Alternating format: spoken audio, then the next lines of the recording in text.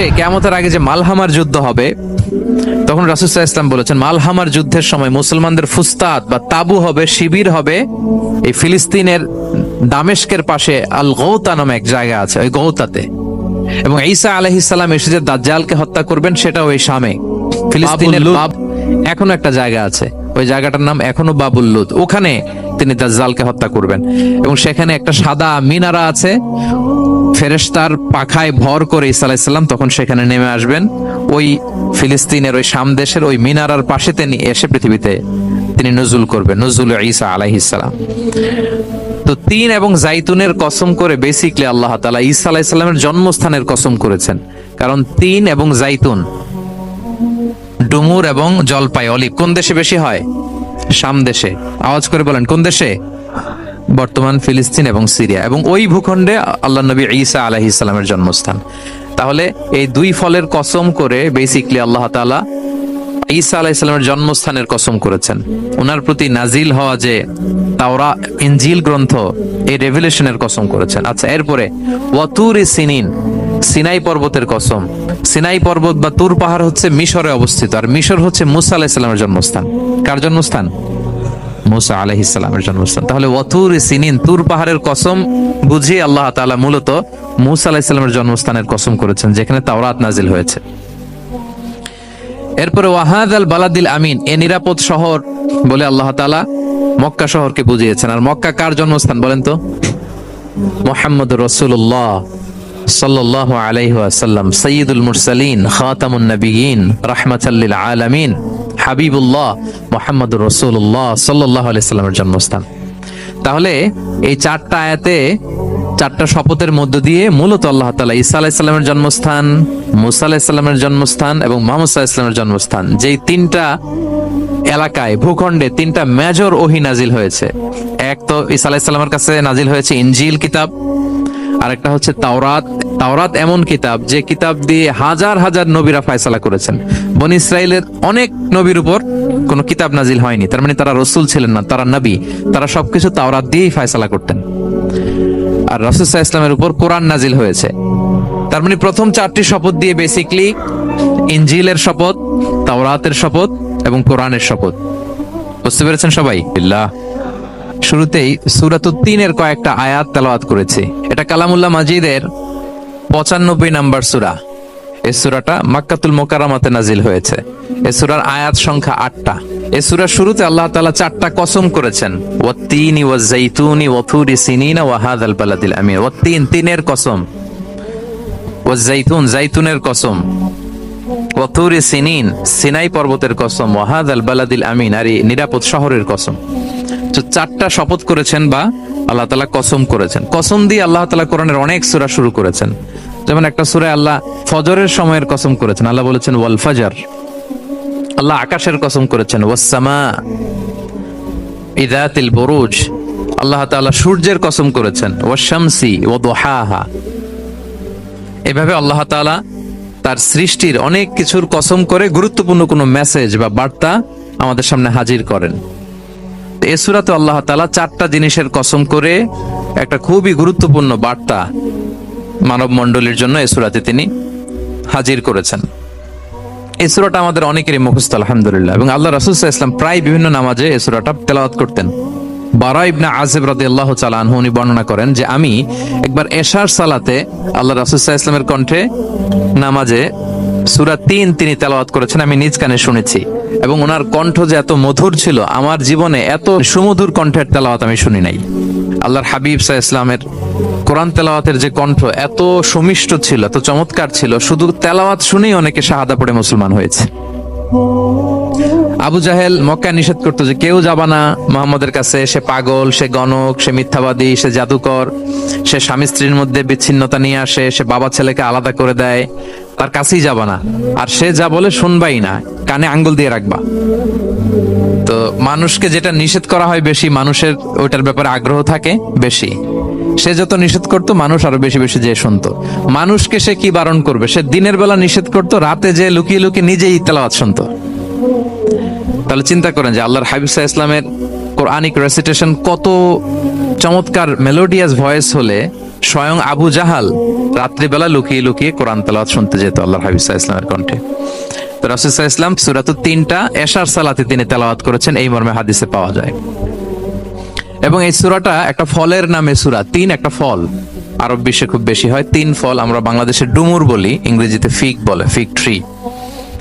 তো ফলের নামে বেসিক্যালি আল্লাহ তাআলা এই সূরাটাকে, এই চ্যাপ্টারটাকে ডেডিকেট করেছেন।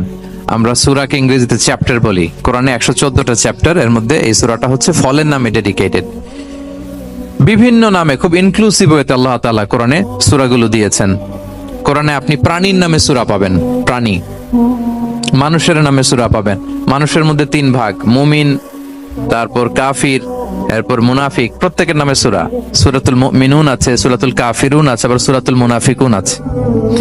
আমাদের দৃশ্য জগতের সবচেয়ে বড় প্রাণীটা হচ্ছে হাতি, তাই না? এই হাতির নামে একটা সূরা আছে। বলেন তো ওই সূরার নাম কি? সূরা ফিল। তারপর আমরা যে দেখি আমাদের দৃশ্য জগতের সবচেয়ে ছোট প্রাণী হচ্ছে পিঁপড়া। পিঁপড়ার নামে একটা সূরা আছে, সূরা আন-নামল। আন-নামল মানে পিঁপড়ার সূরা। মাকড়সার নামে সূরা আছে, সূরাতুল আনকাবুত।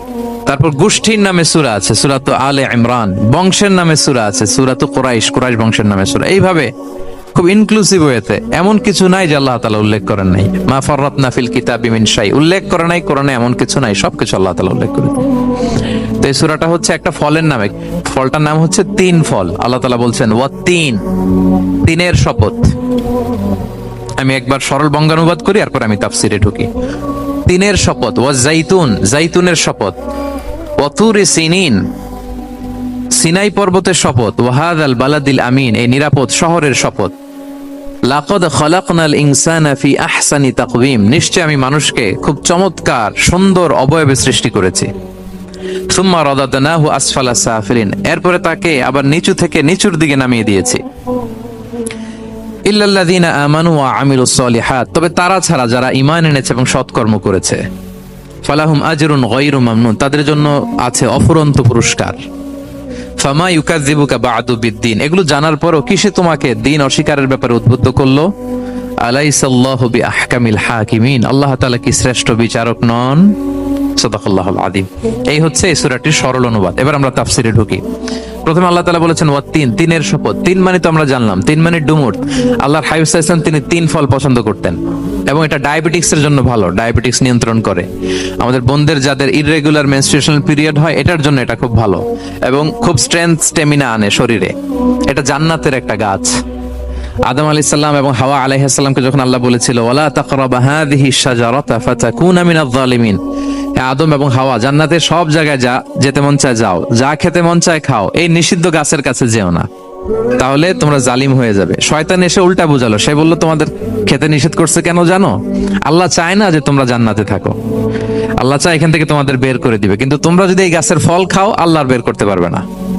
দেখছেন শয়তানের অবস্থা? শয়তান কিন্তু নেগেটিভিটি নিয়ে সামনে আসে না, আসে খুব আপনার ওয়েল উইশার হিসেবে, উপদেশ নিয়ে, খুব ভালো একটা পজিটিভ ওয়েতে আসে। তো ওনারা খেয়ে ফেললেন এই নিষিদ্ধ গাছের ফল। খাওয়ার ফলে আদম আলাইহিস সালাম, হাওয়া আলাইহিস সালাম, ওনাদের গা থেকে জান্নাতের পোশাকগুলো ঝরে পড়ে গেল। এখন কি দিয়ে ওনারা ওনাদের প্রাইভেটকে ঢাকবেন? তখন ওনারা, তাফসির ফি জিলালিল কোরআনে এসেছে যে ওনারা এই 3 গাছের পাতা নিয়ে নিজেদের প্রাইভেট ঢেকেছিলেন। সুবহানাল্লাহ। সেই 3 ফলের কসম আল্লাহ করলেন, ওয়াত-তিন, তিনের শপথ।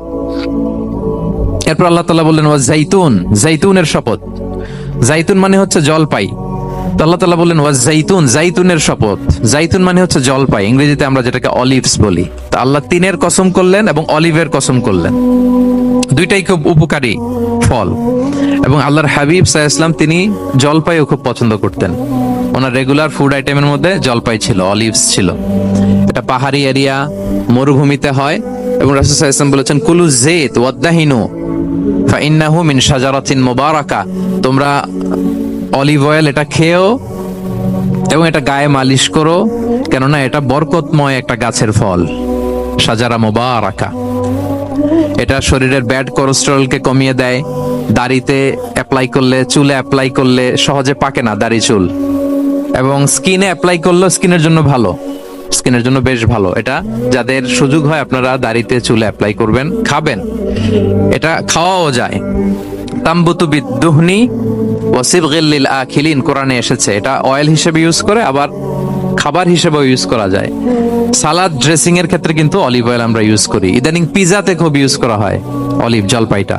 তো এটা আপনারা খেতে পারেন, এটা খুবই সুস্বাদু। এবং জলপাই গাছের মানে জাইতুন গাছের ডালের মেসওয়াক খুব ভালো হয়। আল্লাহর হাবিব সাল্লাল্লাহু আলাইহি ওয়াসাল্লাম জাইতুনের ডাল দিয়ে মেসওয়াক করতেন। তিনি বলতেন, নি'মাস সিওয়াকিয়াজ জাইতুন, সবচেয়ে শ্রেষ্ঠ মেসওয়াক হচ্ছে জাইতুনের, মিনাশ শাজারাতিল মুবারাকা, কারণ এটা বরকতময় গাছের ডালা। এবং ফাইন্নাহু সিওয়াকি ওয়া সিওয়াকুল আম্বিয়া মিন ক্বাবলি, এই জাইতুনের ডাল দিয়ে আমিও যেমনি মেসওয়াক করি, আমার আগে যত নবী পৃথিবীতে এসেছে সবাই জাইতুনের ডাল দিয়ে মেসওয়াক করত। আল্লাহ বলেন ওয়াতিনি ওয়াজ জাইতুন, তিনের শপথ আর জাইতুনের শপথ। এরপর আল্লাহ তাআলা বললেন ওয়াতুরি সিনিন, সিনাই পর্বতের শপথ। প্রথমে দুইটা ফলের শপথ করলেন, এবার একটা পাহাড়ের শপথ করতেছেন। আপনারা কি তুর পাহাড়ের নাম শুনেছেন? হ্যাঁ, শুনেছেন।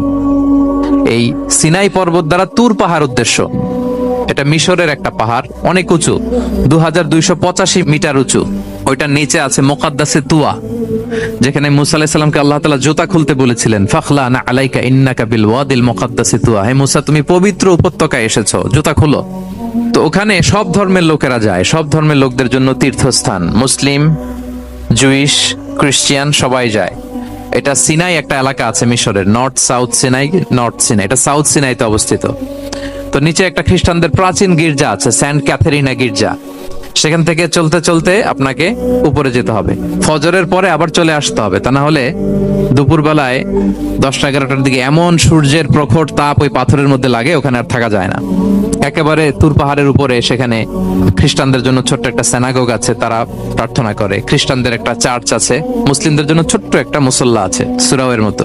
আল্লাহ ওই সিনাই উপত্যকার কসম করেছেন, ওয়াতুরি সিনিন, সিনাই উপত্যকার কসম। এখানে আল্লাহ তাআলা মুসা আলাইহিস সালামকে তাওরাত দিয়েছিলেন, মেজর একটা আসমানি কিতাব দিয়েছিলেন, এবং সরাসরি মুসা আলাইহিস সালাম এই পাহাড়ের চূড়ায় বসে আল্লাহ তাআলার সাথে কথা বলতেন। ওয়া কাল্লামাল্লাহু মুসা তাকলিমা, উনি সরাসরি কথা বলতেন, এটা ওনার একটা স্পেশাল বৈশিষ্ট্য ছিল, ক্যারেক্টারিস্টিক্স। এবং আল্লাহ তাআলা নূরের তাজাল্লি দিয়ে এই পাহাড়কে একবার জ্বালিয়ে দিয়েছিলেন। আজও এই পাহাড়ের রংটা অনেকটা একটু লালচে, একটু কালোচে, একটু রেডিশ কালারের। এবং মুসা আলাইহিস সালাম এই নূরের তাজাল্লির ঝলকে তিনি বেহুশ হয়ে গিয়েছিলেন এই পাহাড়ের উপরে। ইয়াজুজ মাজুজ যখন কিয়ামতের আগে আগমন করবে, তখন মুসলমানদের সেন্টার হবে। ঈসা আলাইহিস সালাম মুসলমানদেরকে নিয়ে ওইখানে অবস্থান করবেন, এই তুর পাহাড়ের ওখানে। এবং আল্লাহর হাবিব সাল্লাল্লাহু আলাইহি ওয়াসাল্লামের মেরাজের রাতে ইসরার সময় একটা স্টেশন ছিল এই তুর পাহাড়। জিবরাইল আলাইহিস সালাম এই তুর পাহাড়ে আল্লাহর হাবিব সাল্লাল্লাহু আলাইহি ওয়াসাল্লামকে নামিয়ে বলেছিলেন যে এটা জাবাল মুসা, আপনার ভাই মুসার পাহাড়, আপনি এখানে 2 রাকাত নামাজ পড়েন, দোয়া করেন। আল্লাহর হাবিব সাল্লাল্লাহু আলাইহি ওয়াসাল্লাম এই তুর পাহাড়ে 2 রাকাত সালাত আদায় করেছিলেন এবং দোয়া করেছিলেন। আল্লাহ এই তুর পাহাড়ের কসম কাটলেন, ওয়াতুরি সিনিন, সিনাই পর্বতের কসম, যেখানে তাওরাত কিতাব নাজিল হয়েছিল। এরপর আল্লাহ তাআলা বললেন ওয়াহাদাল বালাদিল আমিন, আর এই নিরাপদ শহরের শপথ। এই শহর দ্বারা মক্কা শহর উদ্দেশ্য, কারণ রাসূল সাল্লাল্লাহু আলাইহি ওয়াসাল্লাম তখন মক্কায় ছিলেন, মক্কা নগরী। এই শহরের পূর্ব নাম ছিল বাক্কা। মক্কা নগরীকে বলা হয় উম্মুল কুরা, সব শহরের মা, সব শহরের সেন্টার, পৃথিবীর নাভিস্থল। এবং আল্লাহ তাআলা বলেছেন মান দাখালাহু কানা আমিনা, এখানে যে প্রবেশ করবে সে নিরাপদ। হেরেমের মধ্যে কিন্তু কাউকে আক্রমণ করা যায় না, কোনো খুনিও যদি ঢুকে যায় অ্যাটাক করা যাবে না। তো জাহেলি যুগে এমনটা ঘটতো, কারোর সাথে কারো শত্রুতা হলে, ধরেন যে একজন তার বাবাকে হত্যা করেছে, তো সে তাকে পেয়েছে, ওই লোক বাঁচার জন্য দৌড়াতে দৌড়াতে হেরেমের ভিতরে ঢুকে যেত, কারণ সে জানে যে হেরেমে ঢুকলে সে আমাকে মারবে না। তো পরে সে যখন হেরেম থেকে বেরোতো, আবার তার সাথে যুদ্ধ শুরু হতো। এবং এই শহরের এত মর্যাদার কারণ হচ্ছে সাইয়েদনা ইব্রাহিম আলাইহিস সালাম, তিনি আল্লাহর কাছে দোয়া করেছিলেন যে রব্বি জাআল হাযা বালাদান আমিনা, হে আল্লাহ আপনি এই শহরকে নিরাপদ করেন, ওয়ারযুক আহলাহু মিনাস সামারাত, আর এই শহরের অধিবাসীদেরকে আপনি ফলমূল দিয়ে রিজিকের ব্যবস্থা করেন। এখনো দেখবেন যে সারা পৃথিবীতে যেই ফল নাই, মক্কাতে ওই ফল আছে। সারা পৃথিবী থেকে ফল ওখানে যায়। এবং মক্কার নেইবরিং সিটি তায়েফ, সেখানে অনেক ফল উৎপাদিত হয়, এখানে আসে। নিরাপদ শহর, বালাদান আমিনা। এবং আল্লাহর হাবিব সাল্লাল্লাহু আলাইহি ওয়াসাল্লাম বলেছেন যে এই মক্কা শহর আমার সবচাইতে প্রিয় শহর। বাধ্য হয়ে তিনি যখন হিজরত করলেন মদিনায়, সেদিন বারবার তিনি মক্কার দিকে পেছনে ফিরে ফিরে তাকান, আর কেঁদে কেঁদে তিনি বলতেছিলেন যে মাক্কাতু আহাব্বুল বিলাদ ইলাইয়া, মক্কা আমার কাছে সবচেয়ে প্রিয় নগরী। লাউলা উখরিজতু লামা খারাজতু, আমাকে যদি জোর করে বের করে দেয়া না হতো, আমি কোনোদিন মক্কা ছেড়ে অন্য কোথাও যেতাম না। আল্লাহর হাবিব সাল্লাল্লাহু আলাইহি ওয়াসাল্লামের সবচেয়ে প্রিয় শহর ছিল মক্কা, এবং এটা আল্লাহর হাবিব সাল্লাল্লাহু আলাইহি ওয়াসাল্লামের জন্মস্থান, মাকান মাউলিদির রাসূল, রাসূল সাল্লাল্লাহু আলাইহি ওয়াসাল্লামের বিলাদাত হয়েছে এই শহরে। এবং এই শহরকে আল্লাহ বলেছেন মাসাবাতান লিন্নাসি ওয়া আমনা, মানুষের মিলনস্থল, কেন্দ্রস্থল। সারা পৃথিবী থেকে মানুষ ওখানে যায়। আপনি যে রমাদানে যদি মক্কায় যান, আল্লাহু আকবার, লক্ষ লক্ষ উমরা পালনকারী সেখানে, ইউরোপ থেকে, আফ্রিকা থেকে, অস্ট্রেলিয়া থেকে, এশিয়া থেকে, সারা পৃথিবীর মানুষের মিলনস্থল। ওখানে গেলে আপনি দেখবেন মাসাবাতান লিন্নাসি ওয়া আমনা, নিরাপদ জায়গা এবং মানুষের মিলনস্থল। এটা এখানে এমন মসজিদ আল্লাহ রেখেছেন কাবা ঘরের চারদিকে, এটাকে বলা হয় মসজিদুল হারাম, যে মসজিদে 1 রাকাত সালাত পড়লে 1 লক্ষ রাকাতের সওয়াব হয়। আল্লাহর ঘরকে কেন্দ্র করে তাওয়াফের নির্দেশ দেওয়া হয়েছে। ওয়ালিয়াত তাওয়াফু বিল বাইতিল আতিক, পৃথিবীর কোনো ঘরকে তাওয়াফ করা যায় না, কোনো ঘরকে, এই একটা মাত্র ঘর যেটাকে এর চারদিকে এরকম তাওয়াফ করা যায়। তাহলে এই পবিত্র ঘর, পবিত্র মসজিদ যেই শহরে অবস্থিত, সেই শহরের কসম আল্লাহ করেছেন। আল্লাহ বললেন ওয়াহাদাল বালাদিল আমিন, এই নিরাপদ শহরের কসম, মানে মক্কা শহরের কসম। আমরা আপাত দৃষ্টিতে আমাদের কাছে মনে হচ্ছে দুইটা ফলের কসম, একটা পাহাড়ের কসম, একটা নগরীর কসম। আসলে বেসিকলি আল্লাহ তাআলা এই 4টা শপথ দিয়ে 3 নবীর জন্মস্থান, 3 নবীর নবুয়তের কসম করেছেন। কিভাবে সেটা আমি মিলিয়ে দেই। এই যে প্রথমে যে আল্লাহ বলেছেন ওয়াত্তিনি ওয়া জাইতুন, 3 এবং জাইতুনের কসম। পৃথিবীতে সবচেয়ে বেশি 3 এবং জাইতুন কোথায় উৎপন্ন হয় জানেন? ফিলিস্তিনে। কোথায়? শাম দেশে, যেটা হাদিসের পরিভাষায় বলা হয় শাম, বর্তমান ফিলিস্তিন এবং সিরিয়া মিলে। 3 জাইতুন দিয়ে বেসিকলি আল্লাহ তাআলা ফিলিস্তিনের শপথ করেছেন, শাম দেশের শপথ, যেখানকার বেথলহামে ঈসা আলাইহিস সালাম, জেসাস ক্রাইস্ট, তিনি জন্মগ্রহণ করেছেন, ঈসা আলাইহিস সালামের জন্মস্থান। তাহলে 3 জাইতুনের শপথের মাধ্যমে মূলত আল্লাহ তাআলা ঈসা আলাইহিস সালামের জন্মস্থানের শপথ করেছেন, কারণ সেখান থেকে ওহী বিচ্ছুরিত হয়েছে, ওনার কাছে ইনজিল নাজিল হয়েছিল। এবং এই শামের মর্যাদার ব্যাপারে অনেক কথা আল্লাহর হাবিব সাল্লাল্লাহু আলাইহি ওয়াসাল্লাম তিনি বলেছেন। আল্লাহ রাসূল সাল্লাল্লাহু আলাইহি ওয়াসাল্লাম যখন মেরাজে যান, তখন মক্কা থেকে এই শাম দেশে ফিলিস্তিনের বাইতুল মাকদাসে রাসূল সাল্লাল্লাহু আলাইহি ওয়াসাল্লামকে নিয়ে যাওয়া হয়েছিল।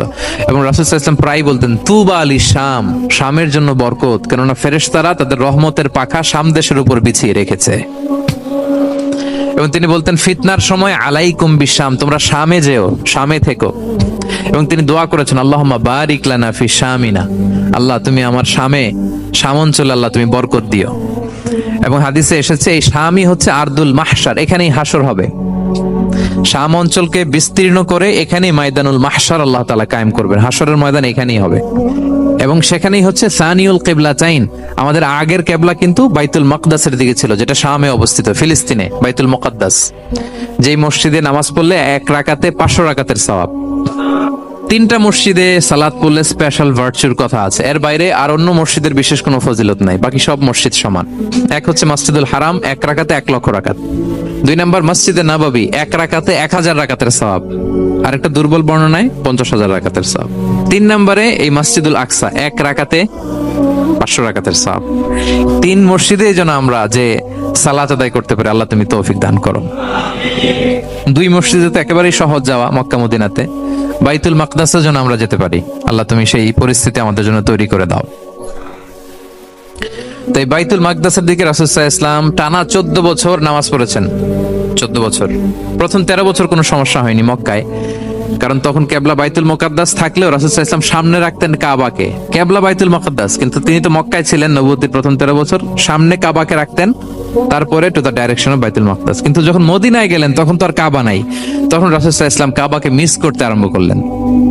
আর প্রায় আল্লাহর কাছে কামনা করতেন, আমার বংশের গোড়া ইব্রাহিম আলাইহিস সালামের রুট যেখানে, আমার জন্মস্থান, সেই কাবার দিকে যদি আবার কিবলাটা ফিরিয়ে দেয়া হতো। কদ নারা তাকাল্লুবা ওয়াজহিকা ফিস সামা ফালানুওয়াল্লিয়ান্নাকা কিবলাতান তারদাহা। আল্লাহ আয়াত নাযিল করলেন, নবী আপনি আকাশের দিকে তাকিয়ে কি ভাবেন আমি বুঝি, আপনি চান কিবলা যেন আমি মক্কার দিকে ঘুরিয়ে দেই। আল্লাহ তাআলা ঘুরিয়ে দিলেন। আল্লাহ বলেন ফাওয়াল্লি ওয়াজহাকা শাতরাল মসজিদিল হারাম, এখন থেকে মসজিদুল হারামের দিকে আপনি টু দ্য ডাইরেকশন অফ কিবলা নামাজ পড়বেন। কিবলা চেঞ্জ হয়ে গেল। তো মদিনায় যে 16-17 মাস, আর মক্কায় 13 বছর, মোট 14 বছর আল্লাহর হাবিব সাল্লাল্লাহু আলাইহি ওয়াসাল্লাম এই মসজিদুল আকসার দিকেই হয়ে তিনি নামাজ পড়েছেন। এটা আমাদের আগের কিবলা ছিল। এবং শেষে কিয়ামতের আগে যে মালহামার যুদ্ধ হবে, তখন রাসূল সাল্লাল্লাহু আলাইহি ওয়াসাল্লাম বলেছেন মালহামার যুদ্ধের সময় মুসলমানদের ফুস্তাদ বা তাবু হবে, শিবির হবে এই ফিলিস্তিনের দামেস্কের পাশে আল গৌতা নামে এক জায়গা আছে, ওই গৌতাতে। এবং ঈসা আলাইহিস সালাম এসে যে দাজ্জালকে হত্যা করবেন, সেটাও এই শামে। ফিলিস্তিনের বাবুল লুদ এখনো একটা জায়গা আছে, ওই জায়গাটার নাম এখনো বাবুল লুদ। ওখানে তিনি দাজ্জালকে হত্যা করবেন এবং সেখানে একটা সাদা মিনারা আছে, ফেরেশতার পাখায় ভর করে ঈসা আলাইহিস সালাম তখন সেখানে নেমে আসবেন। ওই ফিলিস্তিনের ওই শাম দেশের ওই মিনারার পাশে তিনি এসে পৃথিবীতে তিনি নুজুল করবেন, নুজুল ঈসা আলাইহিস সালাম। তো তিন এবং জাইতুনের কসম করে বেসিকলি আল্লাহ তাআলা ঈসা আলাইহিস সালামের জন্মস্থানের কসম করেছেন। কারণ তিন এবং জাইতুন, ডুমুর এবং জলপাই, অলিভ কোন দেশে বেশি হয়? শাম দেশে। আওয়াজ করে বলেন কোন দেশে? বর্তমান ফিলিস্তিন এবং সিরিয়া, এবং ওই ভূখণ্ডে আল্লাহ নবী ঈসা আলাইহিস সালামের জন্মস্থান। তাহলে এই দুই ফলের কসম করে বেসিকলি আল্লাহ তাআলা ঈসা আলাইহিস সালামের জন্মস্থানের কসম করেছেন। ওনার প্রতি নাজিল হওয়া যে তাওরাত ইনজিল গ্রন্থ, এই রেভেলেশনের কসম করেছেন। আচ্ছা, এরপরে ওয়াতুরি সিনিন, সিনাই পর্বতের কসম। সিনাই পর্বত বা তুর পাহাড় হচ্ছে মিশরে অবস্থিত, আর মিশর হচ্ছে মুসা আলাইহিস সালামের জন্মস্থান। কার জন্মস্থান? মুসা আলাইহিস সালামের জন্মস্থান। তাহলে ওয়াতুরি সিনিন, তুর পাহাড়ের কসম বুঝিয়ে আল্লাহ তাআলা মূলত মুসা আলাইহিস সালামের জন্মস্থানের কসম করেছেন, যেখানে তাওরাত নাজিল হয়েছে। এরপরে ওয়াহাদাল বালাদিল আমিন, এ নিরাপদ শহর বলে আল্লাহ তাআলা মক্কা শহরকে বুঝিয়েছেন। আর মক্কা কার জন্মস্থান বলেন তো? মুহাম্মদুর রাসূলুল্লাহ সাল্লাল্লাহু আলাইহি ওয়াসাল্লাম, সাইয়্যিদুল মুরসালিন, খাতামুন নবিয়্যিন, রাহমাতাল লিল আলামিন, হাবিবুল্লাহ মুহাম্মদুর রাসূলুল্লাহ সাল্লাল্লাহু আলাইহি সাল্লামের জন্মস্থান। তাহলে এই চারটা আয়াতে, চারটা শপথের মধ্য দিয়ে মূলত আল্লাহ তাআলা ঈসা আলাইহিস সালামের জন্মস্থান, মুসা আলাইহিস সালামের জন্মস্থান এবং মুহাম্মদ সাল্লাল্লাহু আলাইহি ওয়াসাল্লামের জন্মস্থান, যেই তিনটা এলাকায়, ভূখণ্ডে তিনটা মেজর ওহী নাজিল হয়েছে। এক তো ঈসা আলাইহিস সালামের কাছে নাজিল হয়েছে ইনজিল কিতাব, আরেকটা হচ্ছে তাওরাত। তাওরাত এমন কিতাব যে কিতাব দিয়ে হাজার হাজার নবীরা ফয়সালা করেছেন। বনি ইসরাইলের অনেক নবীর উপর কোনো কিতাব নাজিল হয়নি, তার মানে তারা রসুল ছিলেন না, তারা নবী। তারা সবকিছু তাওরাত দিয়েই ফয়সালা করতেন। আর রাসূল সাল্লাল্লাহু আলাইহি ওয়াসাল্লামের উপর কোরআন নাজিল হয়েছে। তার মানে প্রথম চারটি শপথ দিয়ে বেসিকলি ইনজিলের শপথ, তাওরাতের শপথ এবং কোরআনের শপথ। বুঝতে পেরেছেন সবাই? আল্লাহ ওহির শপথ করেছেন। দেখেন, ফল, পাহাড়, নগরী মাড়িয়ে সারা পৃথিবী ঘুরিয়ে আপনাদেরকে শেষ পর্যন্ত ইনজিল, তাওরাত এবং কোরআনে নিয়ে আসছেন আমার সাথে আসছেন।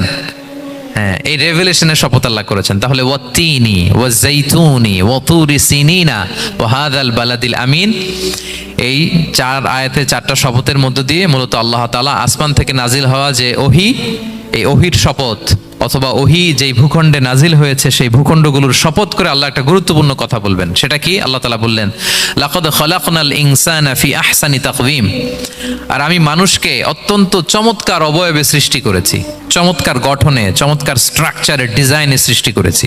মানুষের দৈহিক অবকাঠামো গঠন এটা যেমনি চমৎকার, মানুষের ইন্টেলেকচুয়াল কাঠামো এটা চমৎকার, মানুষের আচরণগত যে বিহেভিয়ারাল ট্রেটস, ক্যারেক্টারিস্টিক্স এটাও চমৎকার। প্রত্যেক দিক থেকে আল্লাহ তাআলা নান্দনিকভাবে মানুষকে তিনি তৈরি করেছে। আমরা যদি দেহের কথা বলি, হিউম্যান অ্যানাটমি নিয়ে যাদের ধারণা আছে, আপনি শুনলে অবাক হবেন এত জটিলভাবে আমাদের দেহটা ফাংশন করে। ঠিক যেই মুহূর্তে আমি কথা বলতেছি, আমার ব্রেইন সচল, আমার নার্ভ সিস্টেম সচল, হেয়ারিং সিস্টেম, স্মেলিং সিস্টেম, আমার এই যে হার্ট সচল, সিস্টোলিক, ডায়াস্টোলিক, অলিন্দ নিলয় হচ্ছে, আমার লাং কাজ করতেছে, কিডনি ইজ ওয়ার্কিং পারফেক্টলি, সব কিছু কাজ করতেছে। এত সূক্ষ্মভাবে আমাদের দেহটা কাজ করে, এটাকে ইংরেজিতে বলে মরফোলজি, আকৃতি সংক্রান্ত যে বিদ্যা। এটা নিয়ে যদি আপনি দেখেন যে মানুষের হাত কিভাবে কাজ করে, মানুষের পা কিভাবে কাজ করে, মানুষের হিউম্যান ব্রেইন কিভাবে কাজ করে, আপনি অবাক হবেন। এবং আল্লাহর যে সেট আপ, লাকাদ খালাকনাল ইনসানা ফি আহসানি তাকওয়িম, নিশ্চয় আমি মানব জাতিকে চমৎকার অবয়বে তৈরি করেছি। আপনি যদি অবয়বটা দেখেন, আমাদের স্ট্রাকচার এর চেয়ে সুন্দর করে আর তৈরি করা যেত না, এর চেয়ে সুন্দর আর হতে পারে না। যেখানে যা দেয়ার, মাথার চুল থেকে পায়ের নখ পর্যন্ত, আপনি একটা ডিজাইনে, স্ট্রাকচারে, সেটআপে আপনি ভুল ধরতে পারবেন না। যেখানে যেটা দরকার, আপনি একটু খেয়াল করে দেখেন যে এই যে আমাদের চোখ, চিকিৎসা বিজ্ঞান বলতেছে যে মানুষ 10 মিলিয়নেরও বেশি রং শনাক্ত করতে পারে। Human eyes can identify more than 10 million colours. 10 মিলিয়নেরও বেশি রং আমরা আমাদের চোখ দিয়ে শনাক্ত করতে পারি। সুবহানাল্লাহ, সুবহানাল্লাহ বিহামদি। আচ্ছা, চোখের সেটআপটা একটু যদি খেয়াল করেন, দেখেন আমার এই চোখ এখানে না থেকে এটা যদি জাস্ট 2 ইঞ্চি উপরে এখানে হইতো, এইটা যদি কপালে যদি আমাদের চোখ হইতো, কি অবস্থা হইতো বলেন তো? সিজদা দিতে পারতেন আল্লাহকে? বলেন, দিতে পারতেন? আচ্ছা, আমরা কিছু খাওয়ার সময় আমরা কি করি, ওইটা ভালো আছে কিনা, পচে গেল কিনা, স্মেলটা আগে দেখি, তারপরে খাই। দেখেন কত চমৎকার সেটআপ। একটু খেয়াল করেন, এই নাকের সেটআপ যদি এইখানে না থাকে, আমাদের নাক যদি পেছনে থাকতো, খাওয়ার সময় খাবারটা বাসি কিনা, ভালো আছে কিনা কি করতেন? লাকাদ খালাকনাল ইনসানা ফি আহসানি তাকওয়িম। আচ্ছা দেখেন, এই যে আমরা কান দিয়ে শুনি, এই যে কান পেঁচানো, মনে করেন না যে এমনি এমনি পেঁচানো, এই পেঁচানো, এটাই পথ না থাকলে আমরা শুনতেই পেতাম না। এটা এমন ভাবে সেটআপ করা, এটা এই ইথারে ভাষা তরঙ্গকে এয়ার ড্রামের ভেতরে সুন্দরভাবে ইনপুট করে, নাহলে আমরা শুনতে পেতাম না। তাহলে কান কেটে ফেলে দিলে আপনি শুনতে পারবেন না। এটা এইভাবেই যেতে হবে, সুরঙ্গটা এইভাবে তৈরি হইতে হবে। আচ্ছা দেখেন, আপনার কান, এই কান যদি এইখানে না থেকে আপনার ডান বগলের নিচে হইতো, বাম কান যদি বাম বগলের নিচে হইতো, তাহলে কি হইতো বলেন? আজকে আমার ওয়াজ কিভাবে শুনতেন বলেন দেখি, কিভাবে শুনতেন? বুদ্ধি আছে বলে যে হুজুর এইভাবে শুনতাম। সুবহানাল্লাহ, সুবহানাল্লাহ। লাকাদ খালাকনাল ইনসানা ফি আহসানি তাকওয়িম। আমি মানুষকে সবচেয়ে সুন্দর সর্বোত্তম গঠনে তৈরি করেছি। দেখেন, কান দুটো এখানে থাকলে কথা শুনতে হইলে হাত উঁচু করে রাখা লাগতো। আল্লাহ, আপনি একটা একটা অঙ্গ দেখেন, ঠিক যেখানে যেটা যেভাবে সেট করা দরকার, আল্লাহ তাআলা দয়া করে অনুগ্রহ করে ঠিক সেভাবে তিনি সেট করেছেন। আমাদের চেহারার মধ্যে দেখেন এক একজনের এক এক রং। ওয়াখতিলাফু আলসিনাতিকুম ওয়া আলওয়ানিকুম ইন্না ফি যালিকা লাআয়াতুন লিল আলিমিন। আল্লাহ বলেন, তোমাদের ভাষার ভিন্নতা দিয়েছি, তোমাদের গায়ের রঙের ভিন্নতা, একজনের চেহারার সাথে আরেকজনের মিল নাই, একজনের ফিঙ্গারপ্রিন্টের সাথে। আয়াহসাবুল ইনসানু আল্লান নাজমাআ ইযামা বালা কাদিরিনা আলা আন নুসাউবিয়া বানানা। মানুষ ভেবেছে সে মারা গেলে তাকে আমি তার অস্থি মজ্জা হাড় গোশত চামড়া জোড়া লাগাতে পারবো না। আরে, তার আঙ্গুলির অগ্রভাগ পর্যন্ত আমি সুবিন্যস্ত করে আমার কাছে রেখে দিয়েছি, ফিঙ্গারপ্রিন্ট। আমাদের ফিঙ্গারপ্রিন্ট গুলো আল্লাহর কাছে সংরক্ষিত, একজনের ফিঙ্গারপ্রিন্টের সাথে আরেকজনেরটা মিলে না। এই যে আমার 10 আঙ্গুলে 10টা ফিঙ্গারপ্রিন্ট, পায়ের গুলো হচ্ছে ফুটপ্রিন্ট, একটার সাথে আরেকটা মিলে? আমার এটার সাথে এটা মিলবে বলেন? আমার সাথে আপনারটা মিলবে? বর্তমানে পৃথিবীতে কত কোটি মানুষের বসবাস বলেন? এই যত মানুষ পৃথিবীতে আছে, একজনের আঙ্গুলের ছাপের সাথে, এই যে বায়োমেট্রিক্যাল অথেন্টিকেশন যে আমরা করি, একজনের ফিঙ্গারপ্রিন্টের সাথে আরেকজনের ফিঙ্গারপ্রিন্টের মিল নাই। একজনের ফুটপ্রিন্টের সাথে ফুটপ্রিন্ট মিল, ইভেন একজনের আই প্রিন্টের সাথে। আমাকে একজন ওনার হসপিটালে নিয়ে গেল ঢাকায়, তো উনি ওনার দরজা খুলতেছে আই প্রিন্ট দিয়ে, মানে উনি না গেলে খুলে না। উনি আর ওনার খুব কাছের স্টাফ, এটা গুরুত্বপূর্ণ একটা অফিস, তো উনি চোখ দিল, আই প্রিন্ট নিল, এরপরে দরজা খুলে যাচ্ছে। দেখেন, একজনের আই প্রিন্টের সাথে আরেকটা আই প্রিন্ট মেলে না। সুবহানাল্লাহ। প্রিয় ভাইরা, একজনের ফিঙ্গারপ্রিন্টের সাথে আরেকজনের ফিঙ্গারপ্রিন্টের কোনো মিল আছে পৃথিবীতে? ফুটপ্রিন্টের সাথে, আই প্রিন্টের সাথে? কারণ ডিজাইনারটা কে বলেন তো? হুয়াল্লাযী ইউসাউবিরুকুম ফিল আরহামি কাইফা ইয়াশা। মায়ের পেটে থাকতেই আল্লাহ তাআলা এগুলো ডিজাইন করে দিয়েছেন। আমি কেমন হব, আমার বৈশিষ্ট্য কেমন কেমন হবে, এই যে আমি যে আমার বাবা দাদা 14 পুরুষের ডিএনএ বয়ে বেড়াই, এগুলো সব নিয়ে আমার বৈশিষ্ট্য, আমার কণ্ঠস্বর, আমার ক্যারেক্টারিস্টিক্স, আমার ফিচার কেমন হবে, সব তিনি আল্লাহ তাআলা মায়ের পেটে থাকতেই ডিজাইন করে দিয়েছেন। সুবহানাল্লাহ। আল্লাহ বলছেন, লাকাদ খালাকনাল ইনসানা ফি আহসানি তাকওয়িম। প্রিয় ভাইরা, কসম করার পরে আল্লাহ যে কথাটা বলেন, এটা অনেক গুরুত্বপূর্ণ, খুবই গুরুত্বপূর্ণ বার্তা। আল্লাহ চারটা কসম করে, তিনটা নবীর জন্মস্থানের শপথ করে তিনি বললেন, লাকাদ খালাকনাল ইনসানা ফি আহসানি তাকওয়িম। নিশ্চয় আমি অত্যন্ত চমৎকার আকৃতিতে মানুষকে তৈরি করেছি। মানুষের গঠন এরকম, মাথা থেকে পা পর্যন্ত। আমি তো দু একটার কথা বললাম, চোখ, নাক, কান, আপনি একটা একটা করে যদি ধরেন, আমাদের হেয়ারিং সিস্টেম কিভাবে কাজ করে, হেয়ারিং নার্ভ কিভাবে কাজ করে, আমাদের সেন্সেশন কিভাবে কাজ করে, আমাদের ব্রেন কিভাবে কাজ করে। আমাদের এক একজনের ব্রেন 1.5 কেজি ওজন, 3 পাউন্ডের মতো একটা সুস্থ মানুষের অ্যাভারেজ ব্রেনের ওজন। এই ব্রেনের মেমোরি হচ্ছে 2.5 মিলিয়ন গিগাবাইট। আপনার মোবাইলে স্পেস কত বলেন, মেমোরি কত? হ্যাঁ, 512 জিবি। আর আমার আর আপনার ব্রেইনের যে মেমোরি, এই মেমোরি হচ্ছে 2.5 মিলিয়ন গিগাবাইটস। আল্লাহ, এই যে প্রতি মুহূর্তে আমাদের নিউরন কানেক্টিভিটি হচ্ছে, ব্রেনের স্নায়ুগুলো যত কানেক্টিভিটি হয়, যত আমরা চিন্তা করে ব্রেনকে খাটাই, নতুন নতুন জিনিস আমরা তৈরি করতে পারি। এবং এমন ভাবে আল্লাহ তাআলা সফিস্টিকেটেড ব্রেন আল্লাহ মানুষকে দিয়েছে, মানুষ পারে না এমন কিছু নাই। মানুষ যা কল্পনা করতে পারে, মানুষ তা করে দেখাতে পারে। এজন্য আমাদের কল্পনার জানালাটাকে বড় করতে হবে। আই রিপিট, মানুষ যা কল্পনা করতে পারে, ইমাজিন করতে পারে, সেটা মানুষ করে দেখাতে পারে। ওই ক্যাপাসিটি দিয়ে আল্লাহ তাআলা মানুষকে তৈরি করেছেন। সুবহানাল্লাহ, সুবহানাল্লাহ। লাকাদ খালাকনাল ইনসানা ফি আহসানি তাকওয়িম। এই ব্রেনকে খাটিয়ে মানুষের কত ইনভেনশন, কত ডিসকভারি, মানুষ সভ্যতার পর সভ্যতা বিনির্মাণ করেছে। চোখ ধাঁধানো মানুষের আবিষ্কার তাক লাগিয়ে দিয়েছে গোটা বিশ্বে, একটার পর একটা করে। আল্লাহ এমন ভাবে মানুষকে তিনি তৈরি করেছেন। লাকাদ খালাকনাল ইনসানা ফি আহসানি তাকওয়িম। চমৎকার অবয়বে, তার দৈহিক অবয়ব যেমনি সুন্দর, তার বুদ্ধিগত, তার চিন্তাগত, তার ইন্টেলেক্ট, এটাও তেমন সুন্দর, এটাও তেমন চমৎকার। পৃথিবীর কোন প্রাণীকে আল্লাহ তাআলা এরকম হিউম্যান ব্রেইনের মতো এরকম সফিস্টিকেটেড ব্রেইন দিয়ে, ইন্টেলেক্ট দিয়ে তৈরি করেনি। এজন্য সব প্রাণী থেকে মানুষ আলাদা। সব প্রাণী থেকে মানুষের চিন্তা, বিবেক, বুদ্ধি এগুলো আলাদা। তাহলে দেখেন, মানুষের শ্রেষ্ঠত্ব মূলত এগুলোর দ্বারা। মানুষ যদি তার চিন্তা, বিবেক, বুদ্ধি খাটায়, সে শ্রেষ্ঠ হয়ে যায়।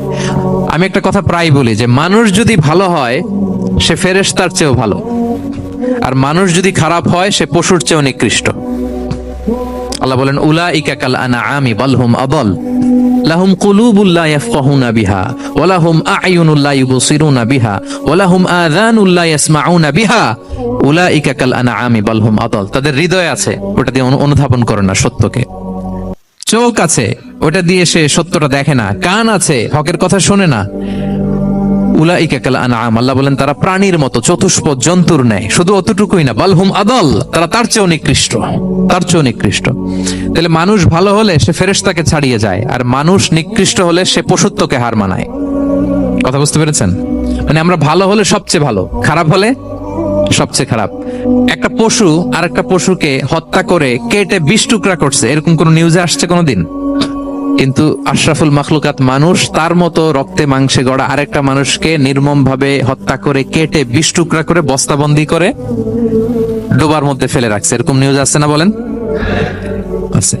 মানুষ তার মতো একটা মানুষকে নির্মম ভাবে হত্যা করে। এরকমও তো আছে যে কেরোসিন দিয়ে তার মতো আরেকটা মানুষকে সে জ্বালিয়ে দিয়েছে, আছে না নাই বলেন? গ্রামের পর গ্রাম জ্বালিয়ে দেয়, জনপদের পর জনপদ ধ্বংস করে দেয়, বোমা মেরে শহর উড়িয়ে দেয়। লিটল বয় মেরেছিল আমেরিকান সোলজাররা জাপানের হিরোশিমা শহরের উপর। আমি হিরোশিমা তো গত বছর ভিজিট করে আসলাম, আমি নিজে দেখে এসেছি যে এখানে বোমটা মেরেছে। মুহূর্তের মধ্যে পুরো শহর ভ্যানিশ, এমন রেডিয়েশন। তো যেই আমেরিকান পাইলট বোমা মারতেছে সেও মানুষ, সেও কি? আর যাদেরকে ধ্বংসের জন্য এই লিটল বয় মারলো হিরোশিমাতে আর ফ্যাটম্যান মারলো নাগাসাকিতে, এরাও কি? তাহলে দেখেন, মানুষ তার মতো আরেকটা মানুষকে এরকম মেরে টুকরো টুকরো কুচি কুচি করতে সে দ্বিধাবোধ করে না। আল্লাহ, মানুষ গণহত্যা চালায়, জেনোসাইড। এই যে আমাদের বাংলাদেশে তো কিছুদিন আগে হলো গণহত্যা, হেলিকপ্টার থেকে গুলি করে বাচ্চা মেরে ফেলতেছে। কার বাচ্চা, কার কলিজার টুকরা সন্তান, ডোন্ট কেয়ার। জনগণের টাকায়, ট্যাক্সের টাকায় কেনা বুলেট, হেলিকপ্টার দিয়ে জনগণকে, ছাত্রদেরকে হত্যা করা হয়েছে। দেখেন, সেও মানুষ। যারা হত্যা করতেছে, গণহত্যা, জেনোসাইড চালিয়েছে, তারাও মানুষ। তাহলে মানুষ যদি খারাপ হয়, মানুষের চেয়ে খারাপ আর কেউ হয়? আর মানুষ ভালো হলে মানুষের চেয়ে ভালো কেউ হতে পারে? মানুষ এমন জায়গায় যেতে পারে যেখানে ফেরেশতারাও যেতে পারে না। জিবরাইল ইসলামের যাওয়ার সীমানা যেখানে শেষ, মুহাম্মদ সাল্লাল্লাহু আলাইহি ওয়াসাল্লামের ঊর্ধ্ব জগতের কাহিনী সেখান থেকে শুরু। আল্লাহু আকবার। তাহলে মানুষ ভালো হলে ফেরেশতাকে ছাড়ায়, মানুষ খারাপ হলে পশুত্বকে হার মানায়। So the decision is yours. রাস্তা দুইটা, আপনি কোন দিকে যাবেন? আপনি কি ডান দিকে জান্নাতের পথে যাবেন নাকি বাঁ দিকে জাহান্নামের পথে যাবেন? সিদ্ধান্ত আপনার। আল্লাহ তাআলা বললেন, লাকাদ খালাকনাল ইনসানা ফি আহসানি তাকওয়িম। আমি মানুষকে চমৎকার আকৃতিতে তৈরি করেছি। হাতের মেকানিজম কি, পায়ের মেকানিজম কি, আমার চেয়ে আপনারা ভালো জানেন। এগুলো ঘন্টার পর ঘন্টা আপনি বলতে পারবেন যে কেমন ভাবে আল্লাহ তাআলা তৈরি করেছেন। আল্লাহ বলেন, মানুষকে আমি অত্যন্ত চমৎকার আকৃতি দিয়ে তৈরি করেছি। তার সৃষ্টিগত কাঠামো, তার বুদ্ধিবৃত্তিক কাঠামো, তার চিন্তাগত কাঠামো, তার আচরণগত কাঠামো, তার নৈতিকতায় তাকে এমন উচ্চ মর্যাদার আসন আমি দিয়েছি, এটা যদি সে অ্যাচিভ করে, বিলং করে, তাহলে তার চেয়ে শ্রেষ্ঠ কেউ আর হতে পারে?